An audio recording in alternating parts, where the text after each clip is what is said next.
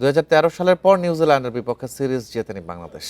দ্বিতীয় সারির কিউইদের হারাতে আত্মবিশ্বাসী মেহেদী মিরাজ। টাইগার অধিনায়ক বলেছেন, স্পোর্টিং উইকেটে দারুণ করবে তার দল। শুরুর মোমেন্টামের আশায় স্বাগতিকরা। অন্যদিকে কন্ডিশন ও নতুন দল নিয়ে সিরিজ জয়ের চ্যালেঞ্জ নিতে প্রস্তুত নিউজিল্যান্ড অধিনায়ক টম ল্যাথাম।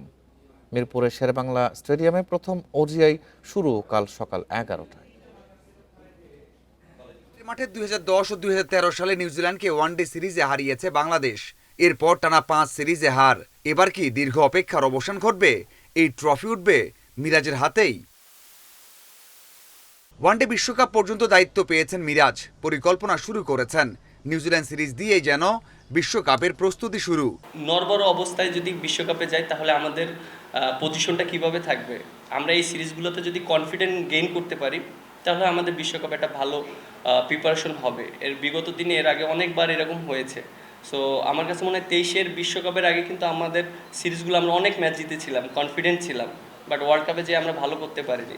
গেল 1.5 বছর মাঠের খেলার চেয়ে মাঠের বাইরের শোরগোল বেশি হয়েছে। না চাইলেও প্রভাব ফেলে দলের পরিবেশে। তবে মিরাজ বলছেন, দলের উপর কোনো প্রভাব পড়েনি। আমরা অ্যাজ এ প্রফেশনাল প্লেয়ার হিসেবে আমরা আসলে বাইরে কি হয় এটা আমাদের ওই রকম মাথায় এফেক্ট হয় না, কারণ আমাদের কাজ হলো পারফর্ম করা। এবং আমার কাছে মনে হয় যে লাস্ট 3 উইকস যেভাবে প্র্যাকটিস হয়েছে এটা আমার কাছে মনে হয় অনেক ভালো প্র্যাকটিস আমরা করেছি, এবং বাইরে কি হয়েছে এটা আমরা কখনোই চিন্তা করিনি। সাদা বলের নিয়মিত 16 থেকে 17 জন আসেনি বাংলাদেশে। কন্ডিশন সবার জন্যই কঠিন, উইকেট নিয়েও দ্বিধা আছে।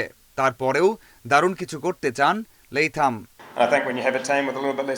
বাংলাদেশ দারুণ দল, পেসাররাও ধারাবাহিক, কন্ডিশনও বুঝে উঠতে হবে। আমাদের দলে অনেকেই নতুন, তারপরও আশা করি পরিকল্পনা মতো খেলতে পারবো আমরা।